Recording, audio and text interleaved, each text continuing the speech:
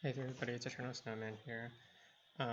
So first off, I want to apologize for not making a video in a while because um, I've been busy with a bunch of stuff, starting a new job and moving around just to be able to accommodate that job. Um, so because of that, I haven't had the chance to really make videos or do anything of that sort. So I know I did promise a TLT video, but that was before I got news of what I was going to be doing. So I haven't had the chance to really do the things that I wanted to be doing. So this time I will be going through the TLT stuff and catching up with a few things. I did want to do a video about the format and stuff, but because I already did one last year, I decided that since I could only make one video, I decided to just go through the power rankings and the week 1 matchups because I have time to do that and not something else. So once again, I apologize for being kind of late with the video and with some of my promises with that, but I hope you guys do enjoy my content and I'm going to continue to make it. So I'll be going through basically MJ's power rankings, which I did not do, but I just wanted to talk a little bit about every player that's qualified. So for MJ's power rankings, which he did with Rosie and Ham, they ranked Frisso at the top. Honestly, I would say that Ham is also in this rank, in my opinion. I think that um, Frisso and Ham, much like I've been talking about for a lot of time regarding any sort of tours room kind of content, has been that they are basically the top players. And that also is very much reflected in TLT because they are relevant in a lot of different tiers. I can kind of see where the distinction between Frisso and Ham is because I think Frisso does play a few of the tiers at a higher level, like doubles, like LC. I think Ham can also be the same thing can be said about a few of the other tiers. However, I think this is very much fair. Frisso is definitely going to be one of the best players in this TLT and hard to beat because he doesn't really have very many defined weaknesses. And so, like, the ones that you have to target him in are maybe like mono or like PU or something, which I think are his weaker tiers. But not everyone can play those tiers at a high level, so it's going to be very difficult for you to beat Fristo because he's going to be favored in so many of the other tiers, other than perhaps one or two that you are better in. So if he bans intelligently and whatnot, I think Fristo will be better than most players here. I think the people who could beat him are mostly in the A and A plus rank, so I think that's completely fair. Ham is ranked at A plus alongside SMB, Nat, and Plaz. I don't know if this is in an exact order or if this was in just everyone in the same tier kind of represents everyone who's good. But I think Ham is at basically being at the top of A tier would be, if it is ordered, then Ham being at the top of A plus would be very much in line with what I believe. He is very much kind of like Fristo. He doesn't really have that many defined weaknesses. He can play a lot of different tiers at a high level. SMB, on the other hand, he is very solid in a bunch of tiers, so you really have to beat him in the other two tiers. Not like some of the other mains who they're good at their one tier and their other tiers are they're pretty good but they're not amazing. I think SMB is at the top of doubles and it'll be very hard pressed for many players to beat him in doubles, with the exception of only a few of these players can even challenge him in doubles. I think I might be able to because I have in the past, but then other than me it's Frisso, and then those are the only two people, myself and Frisso, who could even come in the same realm as SMB, and we're both pretty heavily unfavored. So he is definitely going to be up 1-0 in basically every series, and you have to really beat him in the other two games. And I think Nat kind of has something similar, except with RU instead of doubles. Also, I apologize if there's background noise because there's just stuff going on and there's not much I can do about it. So sorry, just have to stick with it. And next is Plaz. I think Plaz is much more in the Ham Frisso camp where he is able to play a lot of different tiers at a high level. But I think Plaz is able to represent his mastery in a few of the top tiers a lot better, with LC and NU really being the standouts. But I think it'll be hard to challenge him in those tiers, especially because with 2 top tiers, you're basically guaranteed that you're going to get a favorable matchup. Because, like, say if he plays against, like, I don't know, me, he's definitely way favored in NU. Or like if he plays against like a really good NU player, like say I don't know if Jordan's here. I don't think he qualified, but like say he plays against I don't know. It's not that good of an example, but my point is that he can basically choose the tier and always get a favorable matchup with either LC or NU, and he is very solid across the map. Kind of similar to Friso and Ham. I think that it's fair to say that he's a little bit worse than Ham and Friso in that sense, though, as I feel like sometimes he does bring kind of, or not bring. He's like he doesn't always bring his A game every time he plays, so that is kind of like the question mark, I guess. I'm ranked at the A tier. I think it's fair. I think unlike previous years, I think I have a more defined weakness now. Tiers like PU, Mono, RU, well, more so PU, Mono, and even OU, like you can kind of target me in. I haven't really been able to keep up with those metas as well. So while I have gotten better at like say LC and I'm like still pretty good at doubles like UU and whatnot, it's still easier for to target me, I think, than before. One sec. All right, sorry about that. And then the next player here is Satsat. I think Satsat has really come back to be a top player in a lot of ways. I think his RU or his lower tiers are going to be his strongest suit, but I think he is rated a little bit high here. I don't know how much he keeps up with some of these other metas, like say doubles or LC, which could potentially be a target for him. Even like OU and Ubers could be potentially weaknesses. I don't know how good he is in those. So I think a lot of it has to do with the question marks in these places. Ad Della Rabia, also known as Young, Dumb, and Woke, from Tours Room, if you're more familiar with that username on his PS. He is the RU Open winner or semi or finalist. I'm not too sure, but he's gone very far in RU Open, which is basically where he's really made his name. He's been solid in a lot of different tiers as well, so it's not like he's a one trick. I've really seen him succeed in a bunch of different places as well, so I am curious to see how well he performs in TLT. It's a little bit different format, and I know that it doesn't really suit the main as well as it would, say, like a generalist like Friso or Ham, or even myself. And MJ kind of falls also within this generalist group where he also plays a bunch of different tiers at a pretty good to pretty high level. I do think he's not as good as like say Friso or Ham, but he definitely does have a few special tiers that I think not many people will be able to match him in. Like Ubers, other than myself, I don't think any of the other players are really at his level, or myself and Ham. And maybe like Plaz or Friso as well. But like he also plays like RU at a high level, and he can play a bunch of different tiers at like a pretty good level if he can if he like puts his mind to it, basically.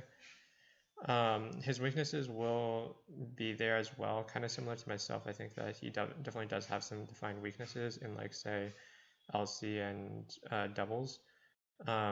And so I do think that kind of is the difference between like me and MJ, is like the weaknesses that he has kind of are more relevant, I guess. Like I think more people will be able to target him in LC and doubles, especially LC especially, I guess, versus me, who I think less people will be able to target me in mono. PU, I think definitely people will be able to, though. Omnis Draco, speaking of PU, one of the resident Tours Room PU experts. He has been performing very well in a bunch of different things, so I do like the high rating for him. Especially when you look at the people under him, I think that he kind of separates himself as being a very good player. So I am very happy to see him like as high. I do think that he is very good and that he can make it very far in this tournament. Moving on to A minus, Ars9 leads off the A minus with a very good performance in BLT. This is what we have to go off. I don't know how good he will be in the other tiers outside of RU and maybe some of the other lower tiers like EU. However, I do think that it is justified to rank him high because of his good BLT performance. Cam and Akashi are next. Cam, I think, kind of similar to Plaz, has a few very strong tiers, like for example, Ubers and LC, I think, are his strong points. But he is very solid across the board, and he has made it pretty far in multiple TLCs in the past. So I do have a lot of confidence that he can make a good run at it, and I think that it's possible for him to win the entire thing. And I think anyone in A minus or higher, I think, has a real shot at doing so. I think when you get below A minus, it starts becoming very difficult to justify a path to where you can see them winning the entire thing. Jaren is next, or Kashian Smogon, and I think he is very much the generalist. He doesn't really have any tier here where he will 100% dominate every other player in this entire bracket, but he definitely can pick and choose a tier that the other opponent is weak to because he doesn't really have that many weaknesses. So it'll be a lot of coming down to who he matches up against and how well he plays specific matchups and how he targets specific lineups. And I think a lot of the tiers played will definitely show how good of a player or how well he's going to do in this tournament. 100% GXC is next. I actually think he's rated a little bit low. I feel like he definitely could be higher. I do think that he has a lot of potential to win. I have a lot of faith in GXC as a player. I do think that his BLT performance did show that he does have some tendencies to choke during late stages of the game. But I do think that he overall plays very solid, and I have a lot of confidence. I could see him being up even higher than, say, these players, including myself. But I could also see him flopping and not doing as well as some of the players below him as well. I think A minus is a fair ranking to give him. I would probably personally give him a little higher of a rank myself, but I could see it. Plimsoll Punks is next. I think that he is a very good player. I don't really see him above a lot of the other players, so I think this is fair. I do think he's going to be kind of one of those players who will beat everyone he's better than, but I don't think he has that much of a potential to upset. I don't really think that he has that kind of killer instinct that some of the top players will, so it'll be very pressed for him to win against the better players. PD, I think, is a little bit more of a wild card. While he has been shown to be a top player in LC, I think a lot of the other places in his game are much more suspect, so I don't know if he's going to be able to beat some of the top players who are more well-rounded. Same with King of Crimea. I think that it is 100% fair to say that he is more, he may have more weaknesses in his game. I think that he may be ranked a little low, honestly, because I think King of Crimea has the potential to take a lot, to go really far, because he does have mastery over a few of the other tiers compared to PD. And he was a top 20 finisher in Grand Slam this year, so he definitely has the potential to get to that highest level. It'll really depend on how well he performs, though, because I've seen some tournaments like BLT, for example, where he hasn't performed well, and others like Grand Slam where he's really been knocking it out of the park. Insania 21, I actually don't know who he is. I only know that he finished first place in the Cycle 2, so I won't talk too much about him because I don't know that much. Reginald, I don't know very much about either, so I won't talk too much about. I don't want to really be making generalizations. I know that he has been playing solid. He is also my opponent for round 1, so we'll see. Principal Tacos, I think he is pretty good at NU, but I do think that despite his very good record in BLT, that he may not have had the biggest competition, and because of that, I do think that He will have to face stronger and better players throughout this tournament, so if he does want to make it far, he will really have to prove himself. He's definitely a player I would keep my eye on, though, because he could definitely upset a lot of people. Poison Adhesive, I think, is not at that point. I think somewhere somewhat similar to Plimsoll Punks, I don't think he can really make upsets or waves happen above him, but I do think that he will be able to beat most of the people below him. I don't know much about Balor or Tactical Facepalms, so I'll skip those. I think PCD is rated a little low. He has been making, in the past few BLTs and TLTs, I think he's been playing very well, so there is a lot of possibility for him to do well. Gorefield or Darling in the Woods, I think has some potential. I don't know how much there will be there, though. And I think for the rest of the players, there's not that much worth talking about. I think Civicon's actually rated a little bit too high. And a lot of these other relatively bad performers in BLT. And I think it's completely fair at the end. I think this is, there isn't that much to say about these last few players, but if they do surprise and make some upsets happen, then I'd be willing to cover them more, but I don't know too much about them to really say much. So let's just move into the predictions, and I'll be trying to do this a little bit faster so that, you know, everything goes, so I can just finish up because I don't have the most time. So Prince of All Tacos versus Jaren. I definitely think that Jaren is going to be favored in this matchup. Prince of All Tacos will be favored in NU, however, he's going to have to work for it. And then the other two tiers, he's going to have to really work to beat Jaren. I think Jaren's going to like something like Ubers, and then the middle tier will be something like RU or like doubles or something along those lines, and Jaren will be favored in both of them. I would say that because Jaren does have to win in both of the other matches, I do think it's going to be something like 65% in Jaren's favor or something along those lines. Sotsot versus Gorefield. I think Sotsot's going to be heavily favored here. I think this one's going to be like 70-30 or 80-20. So I'll just go ahead and say Sotsot.